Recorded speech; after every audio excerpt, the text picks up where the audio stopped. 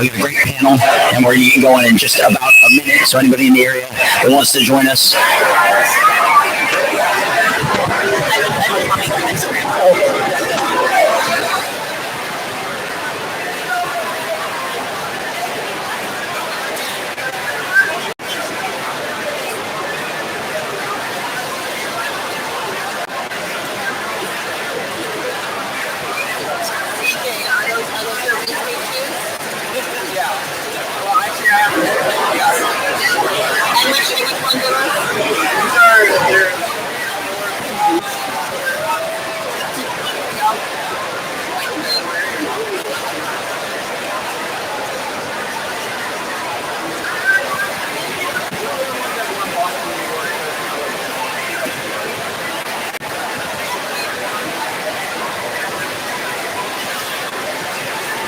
Welcome to the final push preparing for your best CIM. My name is Scott Abbott. I'm the executive director of the Sacramento Running Association. We're the organization that puts on the California International Marathon. So thank you guys for joining us here today, joining us here in Sacramento for our 41st California International Marathon. One thing that I am happy to report at this point on Friday that I'm sure has been something that you guys have been refreshing on your computers for the last 2 weeks is that we're expecting very nice weather on Sunday. So that is one piece of anxiety we can peel away. So round of applause for the great Sacramento weather that makes CIM such a desirable event. We got another year of great fun weather here in Northern California. That said, CIM is such a great event for a number of different types of runners, a little bit of everybody, whether you're running your first or your fastest. This is a great platform for achievement. Our organization, our goal is to inspire achievement through this event. And with that, I want to, before we get started, is there anybody here that is running their first marathon here at CIM? Let's give them a round of applause. Welcome to Crazy Town. And we got you covered. We got a great panel here to help you. How many of you guys have run CIM before? Yeah. This is your first CIM, then raise your hand if this is your first CIM. Great. So a little bit of a cross-section of what we expect at this event. It's something for everyone. It's your first or you're looking for your fastest. This panel here is going to try to help you have that day on Sunday. That's what we're going to focus on. Everything that you guys, we can do to make sure you maximize the work you did to get here on Sunday to have your best day on the streets of Sacramento. So you have got an outstanding panel here. I'm actually don't even feel comfortable sitting on these couches. There's so much knowledge up here. So I'm just going to be facilitating this conversation with a great panel of speakers. I'm going to let them introduce themselves to you. Again, I'm Scott Abbott, Executive Director of the California International Marathon and the Sacramento Running Association. And we're just going to go down the line here. I'll allow our panelists to introduce themselves. We'll start with CJ Albertson here. All right. Hi, I'm CJ Albertson. I'm a professional marathon runner, obviously, for Brooks Running. I placed 5th at the Olympic trials earlier this year. Yeah. Wasn't quite good enough for you guys to see me in the Olympics, but oh well. And then I also coached with Team Run. So we're out here. So yeah. CJ is also a professional, humble runner, sounds like. Let's do a little bit more here. He wasn't just 5th at the Olympic trials.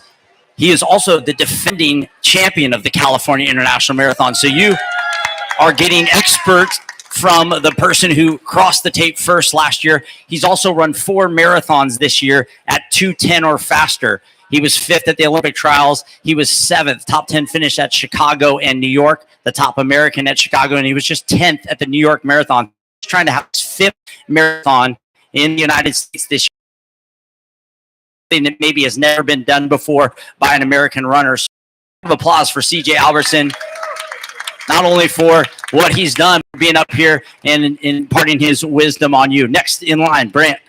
Yeah, I feel completely inadequate following CJ, but I'm Brant. I also coach with Team Run. I'm a professional triathlete.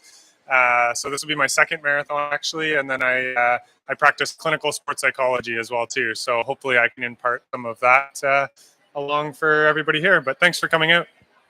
Yeah, Team Run Run is one of our partner training programs. They've done a great job with our performance training, both online and in person. So thank you to Team Run Run, CJ and Brant. Now, Stephanie Dunlap. Stephanie Dunlap. On the socials, I'm also known as Run Strong Run. I'm here to represent the PACE team. I am the 550 pacer, CIM's very first 6-hour pacer in 2021. And I'm so proud to be here to be a part of CIM. CIM is my hometown marathon. And I'm here to loudly proclaim that all runners count, not just the 2-hour marathoners, 3-hour marathoners, but all marathoners. Thank you, Stephanie. And Jeremy. Hi there, Jeremy Donati. I'm a Fleet Feet coach, Fleet Feet Sacramento. I've coached with them for 8 years now. I ran my first marathon in 2013 with CIM after losing 120 pounds. So we're the regular people couch over here. Running's for everybody. And for 8 years with Fleet Feet Sacramento, I've tried to help trainees along the way. I see trainees in the group right now. Just making dreams come true. Yeah, thank you. Round of applause for our panel. And this is a microcosm of what CIM, what marathoning is all about. We have everything from tail to snout here. Our professional runners, someone who may be at the front of the race running 2:10 all the way back to our 550 pacer. This is a wealth of information. Everybody at our start line has a story, and this is represented well on this panel here today, which hopefully represents a lot of what you guys are trying to do at CIM on Sunday. All right, so let's dive right in. I am sure that the number one thing right now is just a lot of jitters and anxieties right now. We already flushed one of them, the weather, but there's a lot of other things. So let's just start with what are some things that they can be doing over the next 24 hours, 36 hours to the start line to just prepare themselves in general to be ready to run and be in the spot at the start line on Sunday morning. Let's just start right here. Yeah, I mean, it's a big question. I think probably the best thing you can do is act all the long runs, the training you've done, everything you've gone through in this build. You know, like you said, everybody's got a story here, and believe in yourself, believe in your story as you're going through and getting ready today. And so I can tell you, even on my end, I have jitters as I think about going out there and getting ready in 36 hours or so. But part of what I work through is like acceptance. My build may not have gone the way I wanted to, but I accept that. I accept that some of those hills are going to feel great and some of them aren't going to feel great, right? And so if you can accept how you're feeling going into this build and really believe in yourself, trust your training. If you have a coach, check in with your coach as well too, and get excited. The marathon's a celebration of the work you've done.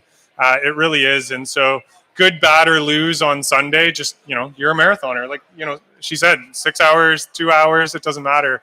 It really is a special event, and I'm excited to see you all out there and just enjoy the moment. I promise it'll be worth it. Well, I was just going to say, what I tell all my trainees is get your flat runner ready. Get your shoes out, your socks out, get your shorts out, get your shirt, get your throwaway items, lay them on the floor, lay them on a spare bedroom, get all of like the logistics done in your brain. That means where you're going to be picked up, where you're going to get dropped off, what bus you're going to take. Like, plan in your mind, make an itinerary of those 2 days. Like, take away the stress of like all the uncertainty, right? So have everything laid out, make your plan, make your itinerary in your head. I think those, for me, running marathons, having all of those checked off, really take the anxiety down and really take those jitters down, because I know what I'm going to do. I have my checklist done.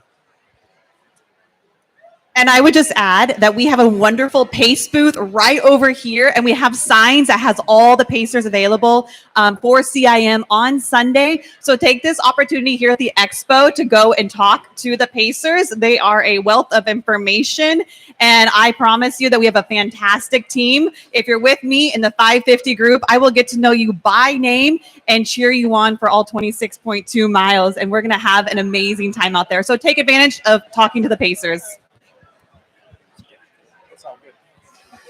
CJ says they have it covered. What are you going to be doing over the next 24 hours to get ready to take on our course record? I don't know. Just hanging out, trying to not do much, not exert a lot of energy, And yeah, I mean, I'll be back at the expo tomorrow, hanging out a little bit. But yeah, all the hard work is done, and now you're just kind of enjoying it, relaxing, try not to think too much. The logistic piece is huge. I try to eliminate all decisions like marathon weekend, so I pretty much know what food I'm going to be eating. As soon as I get my bib, I pin it on. I put it in a special little thing, so I know where it's going to be at. I lay out all my clothes that I'm going to be wearing. So then, the last like 12 hours, I'm literally making no decisions. Like my brain is just off, and then it's on enough to like find the bus, but that's about it. CJ does flat runner too, Jeremy. That's great.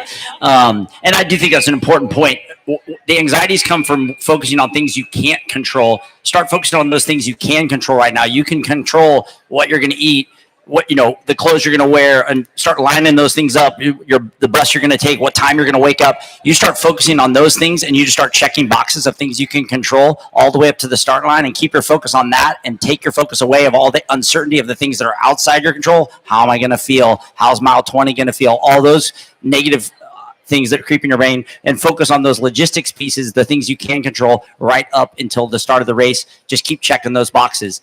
And speaking of things you can control, I think the most important thing you guys can control on race day is your pace. And I really want to take the time for these guys to talk about pacing. I think that's an important part of the race, to have your best day in any marathon, but particularly this marathon. And that is something you can control. So let's talk about the importance of pacing. Let's start with you, Coach Brandt. Yeah, pacing's absolutely crucial on this course. I was in Chicago a handful of weeks ago, and that's one of those like George Foreman, set it and forget it, just go kind of courses, right? But this is not one of those. And so the first mile, you got hold up a little bit. It's gonna tempt our pacers. They're obviously very well trained. They know exactly what they're doing. But if you're going on your watch, right, like just be cautious in that first bit. Don't get too far ahead, because miles 6 through 10, they're going to smack you back down a little bit, and you got to be patient, right? So, the best thing I can tell athletes that I work with, and I'm going to be telling myself on Sunday, is take what the course gives you. Like on the ups, you're going to be a little slower. That's okay. On the downs, you're going to be a little bit faster, right? And so don't necessarily be a slave to, oh my God, my watch beeped and it was 5 seconds too slow. That's okay. You just went up a massive hill on the last mile. That's okay. And so if you can really save yourself in the first half or so on this course, it gives you a really good opportunity in the last 5-7 miles where it flattens out. Crowd supports get a little bit bigger, right? Maybe you're moving well, you're passing some other people, so you're really motivated to go through. So holding back and being a little bit cautious in the first half would be my first big tip. And then take what the course gives you. Some of the hills will be a little slower, some of the downhills will be a little faster, and that's okay. It's all going to work out well if you pace yourself. That's all really great advice, and I think you're going to hear it from this entire panel. Control your pacing early. Stephanie, what about people that are near the back and they're saying, I don't really care how fast I run, like I just want to finish? Like, how important is pacing, especially in your group, the 550 group? I know you guys do some walk run. Talk a little bit about pacing for those runners. Well, for myself, for the 550 Rockstar group, we are going to be running 2 minutes, walking 1 minute. Here's what I can say to the back of the pack is trust your pacer, stick to your pacer. We're going to have a big group always. I pace marathons all over the United States, but CIM is one of my biggest pace groups every year. It just speaks to how amazing that this marathon is. So proud. So trust your pacer. Going to be run walking. Same thing what Brandt said is you're not going to want to go out fast in the beginning. So even if you are like thinking, oh, do I want to go with the 520 group or do I want to go with the 550 group? I would say go with 550. You can always speed up at the end. And that's what I always encourage my runners to do. I love crossing the finish line alone because it means all my runners have run ahead of me and finished strong. Well, I just wanted to add too, like you run the race that you train for, run the pace that you've trained for. If I've been training for a 3:20 marathon, there's no way that I'm going to run a 3-hour marathon. And so I may be able to run 2 or 3 miles at that pace, but that's going to just conk me out and I'm going to end up walking. So just remember your training and remember what paces you train for. And that's where you should be going out at. You shouldn't try and create something that you haven't trained for. It's just not there. Yeah, and I promise you, the start line, there's so much positive energy up there. Steve Buzzard, you've heard his voice. He's our race announcer. He gets everybody fired up. That gun goes off. And as Brant said, that first mile is our biggest downhill on course. So you're going to feel amazing. The energy is going to feel amazing. All the training runs you guys have done, you've been, oh, hey, I got marathon pace dialed in. You're going to be running, and whatever feels right, slow down from that, and you'll probably still be 10, 15, 20 seconds too fast, I promise. So really dial back. And if you end up saying, hey, I feel great, and you start running paces way ahead of what you trained for and just expect that something magic's going to happen, it's not. And you're going to have to pay the piper on the back end. If something magic's going to happen, is because you come alive late in the race, not because of stuff you did early in the race. So really show some patience. And with that, CJ, you've run this race 2 or 3 times, obviously last year most successfully as our defending champion. Are there spots on the course that they should be aware of in terms of monitoring their pacing, like key spots along the race where you're saying, hey, be cognizant of this section? I think everyone's going to have a different experience as far as how they feel at different mile marks of the course. I think just an important thing to touch on is just you have your physical energy and how your legs are feeling, and then you also have your mental energy. And so you want to pace your mental and emotional energy as well. And sometimes when you're too worried about your pace and you're checking your watch every 10 meters, your mental energy is just drained by the time. Or if you're too focused on one section of the course, it's just tiring. So you want to have you want to know what you've trained for, like we said. So you kind of have a range of all right, I don't want to be this fast, but given the hills, I can be, between 7:20 pace and 7:35 pace. I know, I don't want to be 7:0 pace. That's too fast. But if I'm within a range, I can just check out and run. And so there are lots of rolling hills, the first probably 14 miles. And so I just try to get through those and try to have as little mental and emotional energy given to those as possible. And yeah, I have a target pace, but I'm really just trying to run those 14 miles as relaxed and with as little mental effort as I can, because that's, for me, the physical part's there, but I need that mental energy that last hour of the race, or however long. Hour for you, maybe not an hour for the rest of us, but Jeremy, spots on the course that they should kind of be aware of in terms of just managing effort. I think it's great advice that CJ just gave about kind of turning your brain off early. But then, are there spots that they should be aware of? I mean, the middle miles always get me. I mean, it's just you feel like you're down Fair Oaks for what seems like an eternity, especially when you're a 4-hour marathoner or a 5-hour marathoner. But the crowds really kind of invigorate you. So I just try and not focus on where I am, because it's just, you just continue to go. You're on Fair Oaks for so long. Late in the race, Brant, obviously there's the H Street Bridge crossing. That can be kind of a spicy little bump that you got to deal with. What is the goal in terms of kind of planning, measuring your effort? Let's say you feel great at mile 16, 17, 18. Do you start kind of pressing at that point and saying, hey, maybe this is my day? Or is that one where you kind of stay patient, manage some of those kind of touchy spots coming up, and then be prepared to race home? What is the strategy there for people that are feeling really good, as we're expecting you're going to, in those late stages of the race? Yeah, if you're feeling good, it's going to be a great day. The one thing I would say to that, I try to convert it to time, right?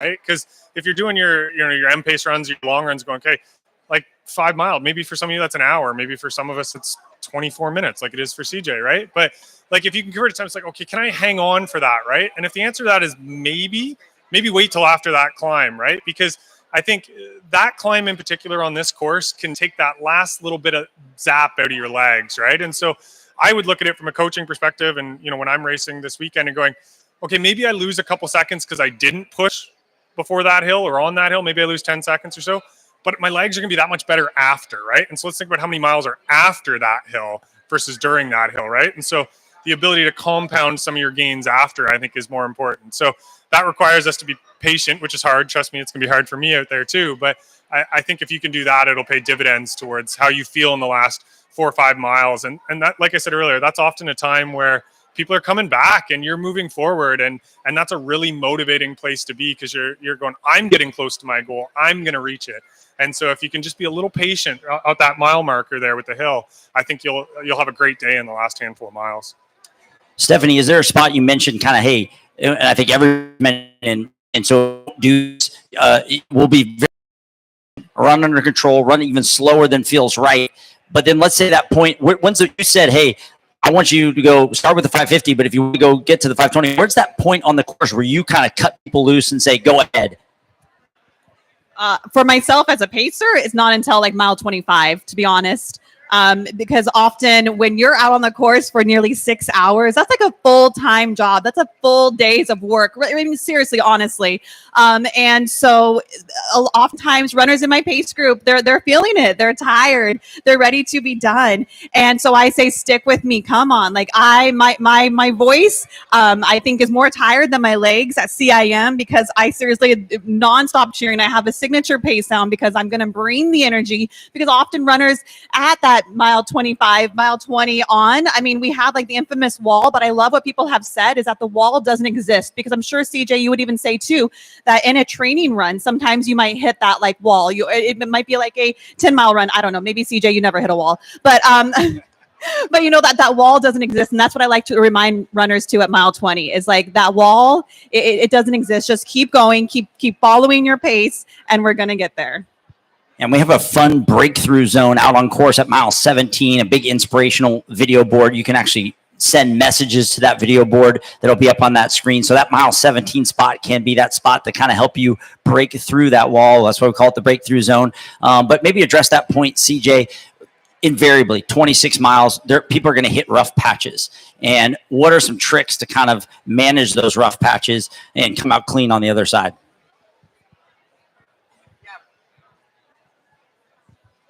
For me, I always tell myself and anybody that I'm coaching, when you hit those hard spots, like don't try harder. Like that's like the initial response is like, this hurts. I need to push harder. I need to dig down and like just give it my all.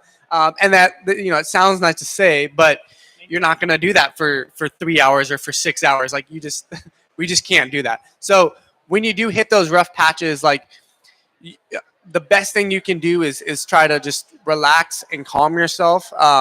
And that doesn't mean like slow down drastically. It may mean slow down, like if you were maybe out too fast and you need to relax, or maybe you slow down, you know, just a little bit.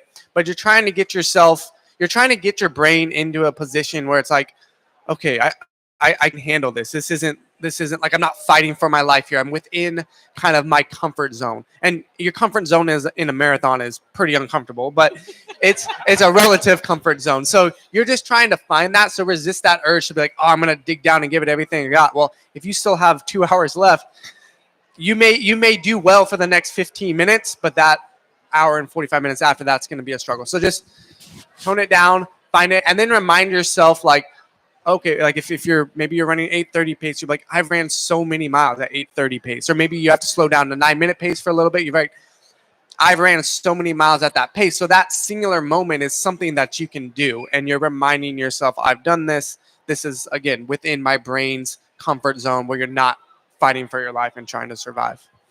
Yeah, that's great advice. Finding those pockets of ease along the way and settling into those, almost like Chinese finger cuffs. Don't pull harder; it gets tougher to do. So I think that's a really, really good advice there.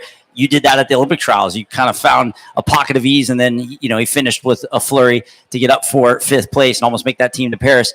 So let's move now to one other thing that we can control. We're all talking about things we can control, the things leading up to the race, the logistics. Check those boxes. You can control your pacing. If things aren't going well, find that pocket of ease. You can control that. One other thing that's very, very important out there on course that you can control that can help you quite a bit is your fueling on course and utilizing the resources that are available to you out there to make sure you're hydrated and fueled along the way. Just to give you the framework here, CIM has 17 aid stations along the course. 3 of those 8 fueling stations. So all aid stations have hydration. Thank you to Precision Fueling and Hydration, the official partners of fueling and hydration partners of the California International Marathon. So there'll be hydration, electrolytes at all 17 of those aid stations, and 3 of those aid stations will have fuel atom gels chews, and fruit slices. Those are at miles 6, 13, and 21. So that's what's on course. We believe that's best in class products out there. We believe that's adequate enough for you, but we also know many of you guys will take other fuel with you. But let's talk about fueling plans. Again, one more thing you can control. Let's start with you down there, Jeremy. Yep. Yeah, fueling and hydration is like one of the paramount to successful runs, right? You've trained long runs. Goos are 45 every 45 minutes. That's my plan. I fuel and hydrate every 45 minutes. Precision gels. Precision as well. But so fuel early and fuel often, right? You're never going to get back your energy if you're not putting back in energy, right? So if you're been training and you're taking gels every 40 minutes and you an hour and a half before you have your first gel, you're putting yourself at a fuel early, fuel often. Grant. Yeah, this is an area that's up and coming lately, and I try to pay attention to the literature as much as I can. And so I think that the big key with fueling is actually starting today and tomorrow, right? So don't leave it to race day to try and figure it out. And so the caveat I would say to that is hopefully you've all practiced your fueling plan in your training. So I hope with what I'm about to say, you're not implementing for the first time on Sunday. But one of the things we're looking at now, I'm Canadian, if you haven't been able to tell by my voice yet, so I'm going to speak in kilograms here, but you're looking at 8 to 10 grams per kilogram of body weight of carbohydrates the day before to carb load properly, and then having a meal in the morning. And I know I'm starting to push the limits, and I'll be interested to hear what CJ says, but I'm looking at about 100 grams of carbohydrates an hour across the products that I'm going to be using, and so that's quite a bit. So I've trained my gut over the last 12 weeks, but one of the things we're finding at the not just the elite level, but the age group and the general pop level too, is as we increase our carb intake, we're able to delay that onset of kind of the wall or some of the glycogen fatigue that we've experienced traditionally. And so some people are even calling it like food doping, nutrition doping, similar to the effect that we've all gotten with the super shoes lately. So if you haven't practiced it before this build, don't try it on race day. I can promise you do not want to be friends with porta potties on Sunday. Thinking about that for future builds, but it really starts today and tomorrow for your fueling plans.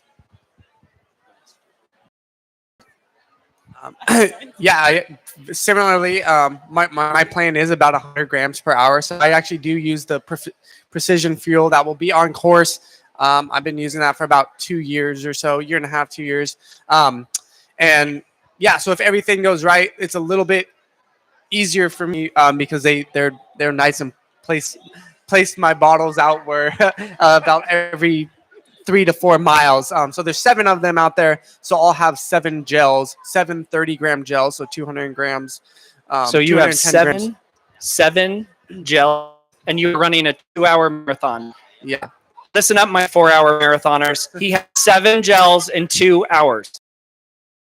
I mean, that's something I've done for like 20 marathons now, another 50 times at least in practice. So don't try to take over 200 grams if you've never done any, but it's maybe something to think, like it's a good thing to analyze after this race. So in this race, just do whatever you've practiced to do, and try to do that well. But then after the race, if you're like, man, I didn't really feel that great. I felt really, I mean, you're going to feel tired because it's a marathon, but you maybe feel run down. Like it's something to gradually practice maybe for your next one, because we're all going to run a next one.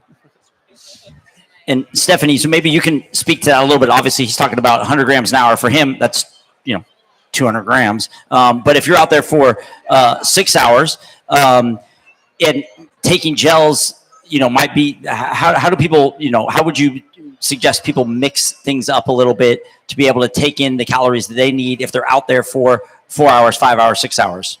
Your ears for this, but if you're in my group, you know that we carb load with beer at mile 19. But no, seriously, 6 hours, that's a long time. And I know Jeremy and I were just like, oh my goodness, CJ, you take 7 gels and like finishing in 2 hours. Like if I were to take 7 gels times 3, no, I definitely do not do that. But I know Jeremy was saying every 45 minutes for him. For myself, I tend to do every 30 minutes, but I know in the later miles, I know, Grant, you earlier were talking about like looking at the time we have left. Honestly, for myself, when I'm at 4 hours and I think, oh my goodness, I have 2 more hours left, I don't like to think about that. I would rather think about how far we've gone. But anyways, backtracking, talking about fuel. Back to what Jeremy said, fuel early and fuel often. You're not going to want to feel that fatigue early on. I know for our back of the packers, the question often is can you bring a hydration pack with your own fueling options? Yes. Whether that's a peanut butter and jelly sandwich or a something else like sustenance. I know for myself, I don't want another gel or another chew. I want like beer. And for a lot of athletes I'll coach, I'll recommend by miles. So you're having 25 to 30 grams every 3.5 to 4 miles. So it would actually come out to roughly that. And a point that I also want to make, get back to logistics with regards to fueling. You guys might have practiced in your long runs on the weekends, and you're taking your gels on the runs and things. But one of the things is, when I do my long runs, or when I'm able to, I'm rolling out of bed, and 10 minutes later I'm running. Some of you guys might have more of a morning routine than me, but so my first gel is a half hour into a long run, but that's 40 minutes after I woke up. Well, at CIM, you're going to be getting up at 3:30, on a bus at 4:30, at the start line at 5:30, porta potties, all that. But you may not start running, or you're obviously not going to start running until 7 or even a little after 7. If you haven't eaten anything, you're starting with a tank empty. And then if you wait a half hour, 45 minutes to take your first gel, now you're severely depleted in terms of fuel. So this goes back to the logistics side of things. Have a plan for the day, because you want to be standing on that start line with your tank full. All right. You're not just physically your fuel full, but your emotional energy, like CJ was talking about earlier, full, not stressed out. So have a plan for that morning. Brent, you want to talk a little bit about how they can, maybe some tips that morning so that they can start that race with the full tank? Yeah, so in the morning, generally, like the guidelines would be, starting around 4 hours out. So trust me, I'm doing the math. If I'm getting on a bus at 4, what time am I waking up? Yeah, it's early, trust me. But 4 hours out, the trick in the literature seems to be to have multiple different types of carbohydrates. So you want to have glucose and fructose. So as an example, a bagel with jam, right? So that's going to hit both of those, because that's going to help increase your liver glycogen, which is kind of the top up, as well as the muscle glycogen. So for me, I know that I'll be having a bagel and jam. I picked them up today. That'll be my morning kind of breakfast. And I'm actually carrying 2 gels with me because it's an early bus ride. So I'll have 2 of the if on the bus, you're a little anxious and you're burning a little bit more energy, feeling a little hunger in your stomach, you're getting something, right? And then if you're waiting in the corrals, if you're a later start potentially as well too, and you're on that 4:30 a.m. bus with me, that's a long time to wait, right? So having that extra fuel, it's not going to hurt you before to have that extra one. It's probably not going to hurt you in the race to have an extra one too. But as I said earlier, starting today, starting tomorrow, and then continue that trend into the morning. Let's talk about some just kind of like hacks or tricks around CIM. Do you guys all experience CIM runners? Just stuff at the start line, getting in your corrals, joining the pace team. Do you run right with the pace, a little bit behind the pace? Let's start there. Let's start with the start. We'll kind of work our way down. With the start, where to line up, when to get in the corral, where to place yourself relative to a pacer. Stephanie is part of the pace team. Yes, I love that. The clock starts at 7 a.m. Us pacers will be out there at 6:30 a.m. lined up in our corrals. So the fastest pacer, 3 hours, will of course be in front. Rockstar Pace Group 550 in the back. We'll be proudly holding our signs up in the air. Also at the starting line, there's great signage. Saying like, if you're like at this pace, you should be in this corral. So please make sure that you do line up according to your pace. That really helps the race run more smoothly. But to your pacer, introduce yourself, ask the pacer any questions you have during the race. You kind of just mentioned about like, do you run in front of the pacer, behind the pacer, with the pacer? I always just tell the runners, you run whatever you're most comfortable with, whether that's behind me, whether that's linked arms with me, whether that's you're running away from me, whatever you feel best to run with the pacer. I would just say that you're never going to have enough time on race morning, right? You're always going to feel like you're pushing that 7 o'clock start, right? So if you think you have to go to the bathroom, go to the bathroom. If you should go get in the corral, go get in the corral. Like, you are never going to have enough time. You're always going to feel rushed at that point because of the energy with 10,000 people at the start line. So get your bathroom out of the way, get in the corral early, go find your pacer so you're not like waiting through the crowds to get into your spot so you feel comfortable. Get in there by 6:40. Say hello to the get settled, right? You can figure out then like, oh, do I need to strip away my throwaways, find the Goodwill bin, or am I going to keep it on for the first mile? Like figure all that out while you're standing in the corral. But my one tip for the starting line is I always feel like I never had enough time, right? Like I got to the bathroom and I'm like, oh gosh, I gotta go. Like you never have enough time. Yeah, I think that extends all the way back to even getting on the bus. It's like, don't say, let me just push the back end of the bus window. Like, just get there early, get on an early bus, get up there early. And it just kind of cuts down on some of that anxiety. So you can start with that full tank, both from a fuel perspective, but an emotional perspective when you get to that start line. Anything to add in terms of just day hacks on the day of? Throwaway clothes, but the best hack I can give you, especially if you're wearing the big super shoes, is like snip the bottom of them, because when you're freaking out trying to get your pants off or your super shoes are on, if you snip the bottom of them, they come over the super shoes a lot quicker. To be clear, you're talking about snipping the bottom of your sweats. Yeah, your sweats, not your shoes. Don't do that to your shoes. Everyone's like, I spent $300 on this. Screw up. Yeah. No, the bottom of your sweats. Cut them. Yeah. No, don't cut your shoes.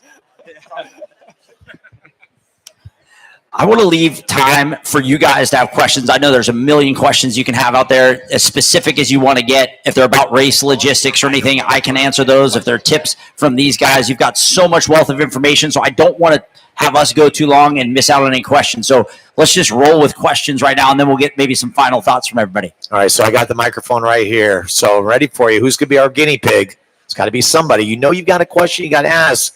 Look at this panel right here. This would be the time to ask. Thank you. Hi, I'm Sean, first CIM. Question for everybody. The last, we talked about the first 14. What about the last 6? What are some mental games that you play in order to get through that last 6?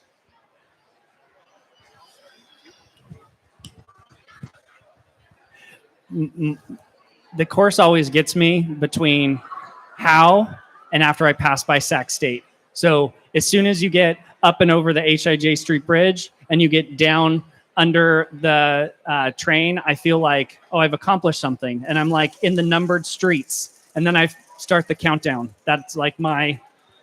Yeah, Jeremy's referencing, for those, he said first CIM at mile 22.2, which is 4 miles to go, the final 4, you're going to enter East Sacramento, and that will start the numbered streets. I think you hit about 55th or 56th Street there, and then you remember you finish at, we make a left on 8th and then finish right in front of 9th Street. So you just kind of do the math, 55, 56 blocks all the way down to number 8. So it's kind of like a countdown to the finish. That can really help you power through that final 4 miles there as you move through East Sac, Midtown, and into downtown. And Scott, I want to add to that, because remember, right, you always mention it, that it doesn't go 55 to 8. So be very careful, especially if you're a first timer. There might be Santa Ynez. Yeah. There's a few little oddballs in there. Which one of these kids is doing their own thing? So just don't get derailed by that when you're like, where's 36? I just saw 37. And it's coming up. Yeah, it's coming up. Somebody just wanted to, when they set up the Sacramento grid, just wanted to mess with everybody. So the other thing I would add is like the last 5-6 miles is kind of your reason or your time to remember your why. Like why are you doing CIM for the first time? Why have you gone on this path with marathoning and running? And that's a really powerful motivator, because the crowds are starting to come out. You're getting close. You can feel the excitement. So go back to why you did this. Everybody has a narrative about why we're here, why we're running a marathon, right? And so if you can bring that part in those moments where it's starting to get hard, and is like Kipchoge says, smile. I don't know. I can't do that with 5 miles to go, but if you can, all the power to you. But like little things like that, have mantras like this too shall pass, or, I'm doing it. You can add some, swear words in there too that I won't put because we're on camera, but those things too can really help as well as you tackle the really soon to be painful last 5-6 miles for you. yeah, I think that's a great point. We talk about, maybe your long runs have been, the longest long runs, 18 to 20 miles. And you've done that. You guys have all done that. So the first 20 miles, you're just kind of using your head. You're doing what you've done many times before, at least a couple times in training. And so then those last 6 miles is when you shift to more of the emotional stuff, using your heart turning towards those things, you're wide. I think that's great advice. Think about the people that helped you, got you there, and those can be those kind of motivators to kind of push you through to achieve something great. That's why we put the sticker on the back of our car, like, and spend all this money and do all this stuff. Is it's that those final 6 miles is where that magic is, and really that's where the emotions come in. So that's a great question, great answer, guys. Yep.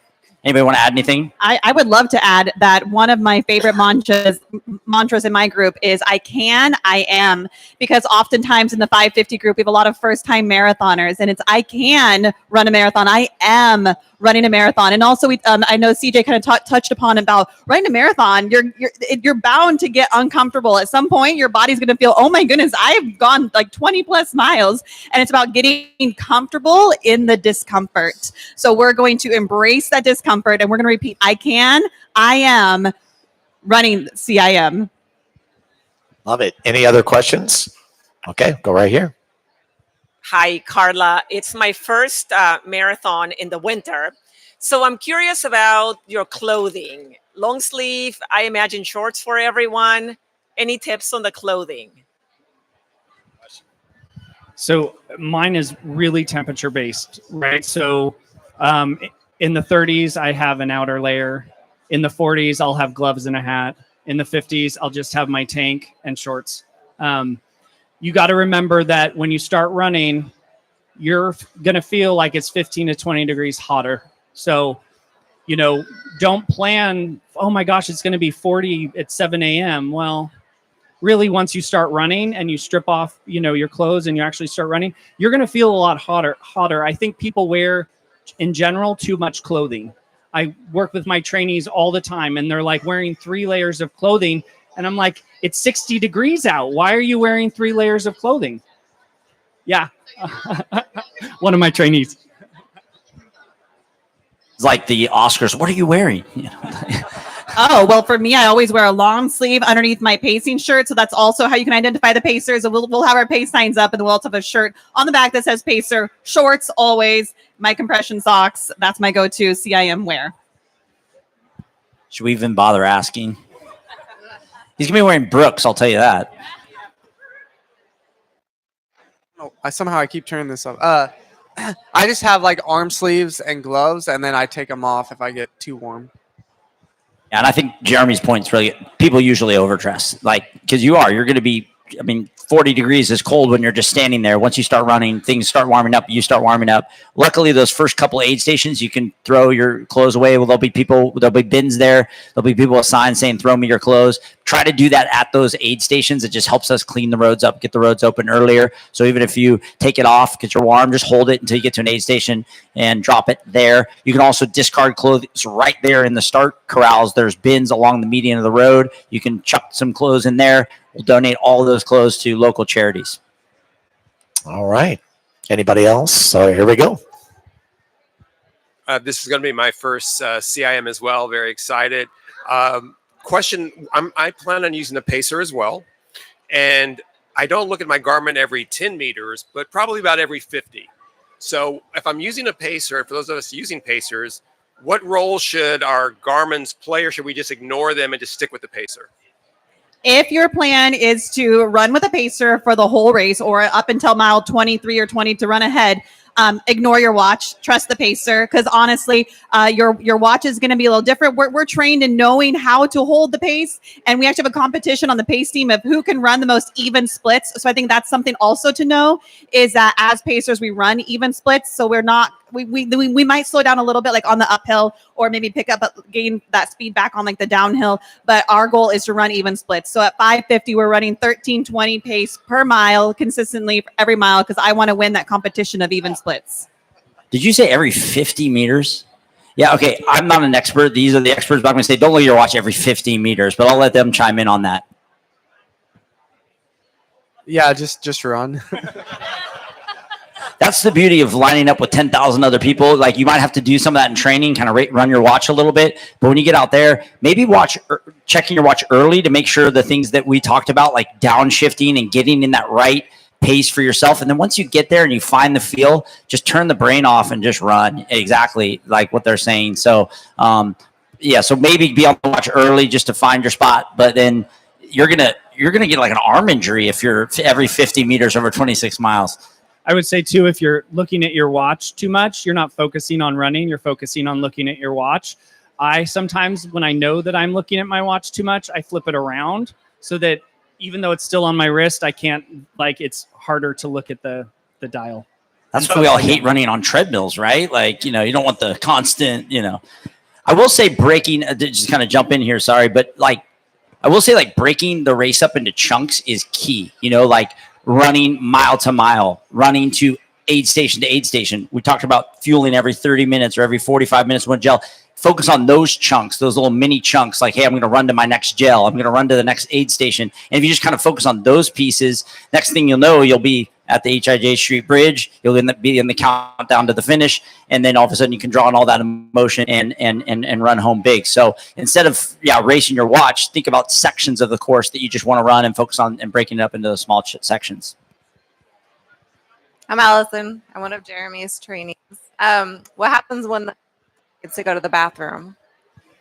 When the pacer needs to go to the bathroom, what happens? I love this question. So that's why often pace teams will have 2 pacers per assigned pace team. CIM pace team, again, we are amazing, our pace group. So that's why we have 2 pacers for each pace team. So if one person needs to go to the bathroom, you're going to stick with the other pacer. If I'm pacing by myself, because that happens too, you know what I get to do? I get to find a runner near me who's been holding a consistent pace, and I get to say, "Here, Jeremy, you're the new pacer while I run ahead up to the bathroom." And runners in my pace group, if they need to use the bathroom, this is what I always recommend. So if you're running with a pacer, you have to use the bathroom. You don't want to lose your pace group. I recommend you spot a porta potty up ahead, pick up the pace a little bit, run to that porta potty, do your thing, and then when you come out, we'll be only like maybe a little bit ahead or right there. That'll be easier for you to get back into the pace group. And don't like crank to get back in, like kind of use a measured effort to kind of get back to your group. Yep. That's a good question though. That's a great one. All right. Just raise your hand and the microphone is yours. Okay, here we go. Hey, something that you see a lot, in advice is to trust your training. I would ask for, CJ, some of you guys, what does that mean to you? Like, what's it deep down? What does trust your training actually mean? Great question. Go, CJ. Well, if your training didn't have a plan, then I guess don't trust your training. But typically your training, you were trying to achieve something. So when you were running your long runs,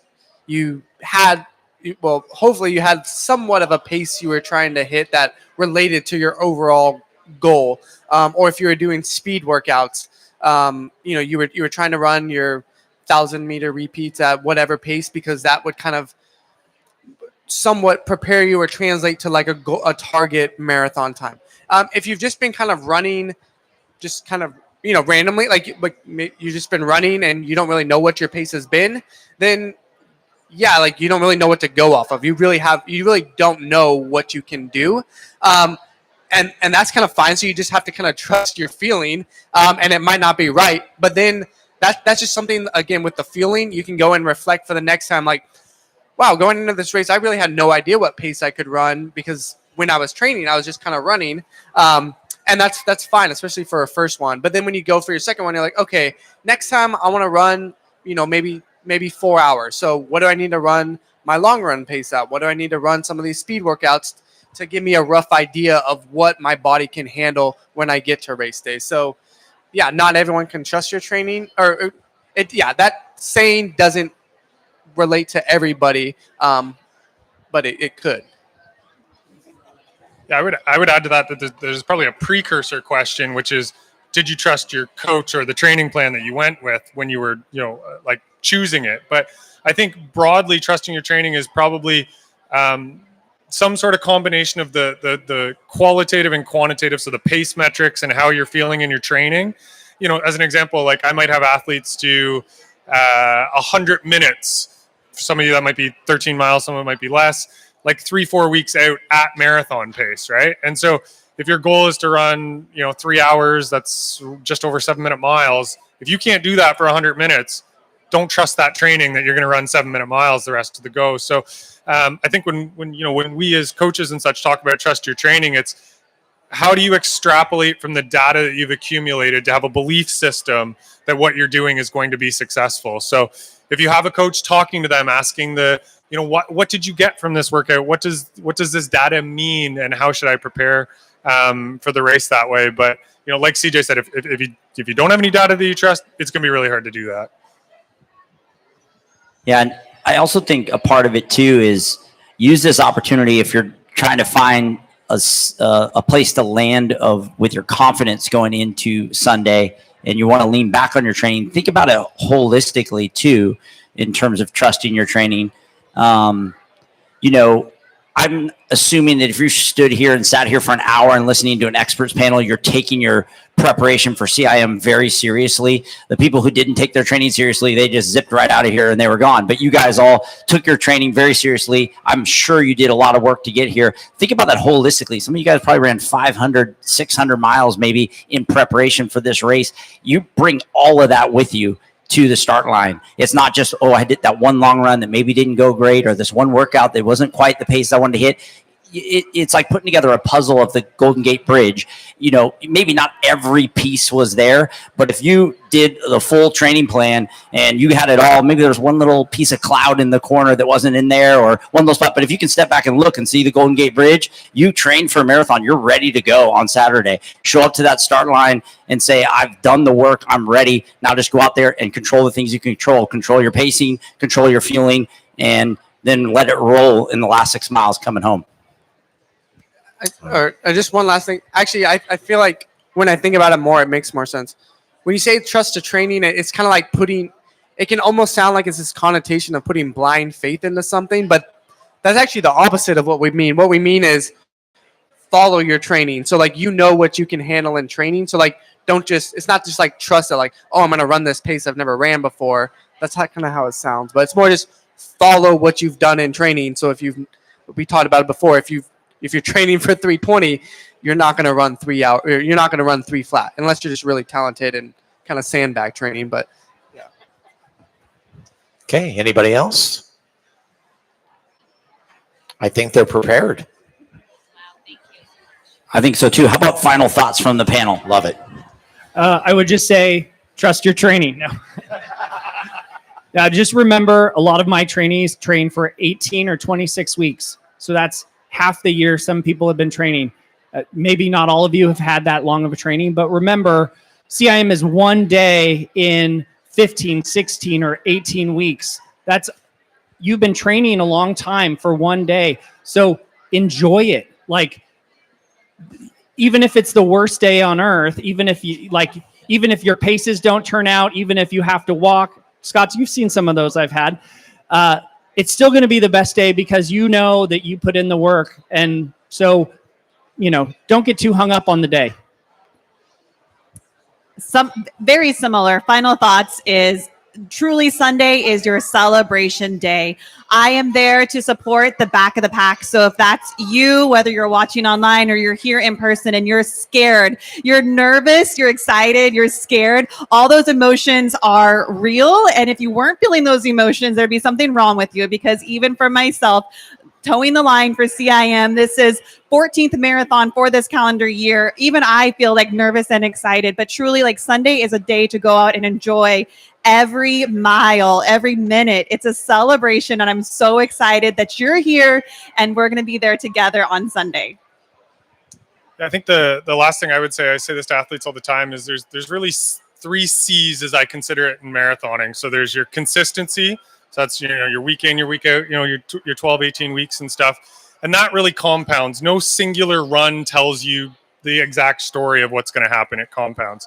And then the last 2 C's are confidence and competence. And so why I lead with consistency is because the consistency builds your competence, right? You go after those runs, you feel more confident as you go forward. And we know psychologically to build confidence, we need competence. And so that's why a lot of our training runs, we're pushing that higher end, whether it's on the speed days or the long run days and stuff. So remember those 3 C's and, look back on your training as you kind of get ready in the next, day or two, and visualize your success, because that's, really the bedrock for your success. Good luck. Not much to add. Just personally, I always feel like marathons are kind of like vacations for me. So Sometimes vacations are stressful, but like just find a way to like remember, oh yeah, I'm on vacation. Like maybe not when you're picking your eating and drinking strategies, but like mentally, like just find that kind of fun, relaxed, but also like the nervousness, like that to me, like that's all part of the fun. Like being nervous, being a little anxious, like checking the weather like too many times, even though it hasn't changed, like it's the same. Like all of that is like that's fun because like when else? Well, yeah, like you don't have very many of those experiences where you feel all these unique feelings that we feel when we're lining up racing a marathon, the aftermath of a marathon. It's just all like part of the experience. And so yeah, just enjoy it, and it's its own experience. I love that. Marathons are vacations. That's cool. I've never heard that before. I love that one. So for me, they're the expert runners. I'm going to put on my race director hat. My final thought to you guys is going back to what we talked about at the beginning. Focus on right now between the next 24 hours on some of the logistics. Make sure you understand everything that you need to get to the start line effectively and put yourself in the best position to do all the things that they told you about how to run a great race. We don't want to derail that with other things. So start focusing on that. Also, get people in your life to help you with that here. Like if you just need to say, hey, I don't want people bugging me, like, where should I watch your race? What time are you going to finish? How can I track you? Have someone in your life that kind of triages all those calls and texts. So you can just be like, hey, call my wife, call my husband, call my, brother, whatever. So have somebody that can kind of help you with that and help you get to the start line stress-free. So that would be my piece of advice to you. But thank you guys. Let's give a round of applause to our excellent panel up here. CJ Albertson, Brant Saneker, Stephanie Dunlap, Jeremy Donati. Thank you. Great. And also, let's see if we can't get a course record out of this guy on Sunday. I just put a bunch of pressure on him. Now he's not on vacation anymore. Thank you, guys.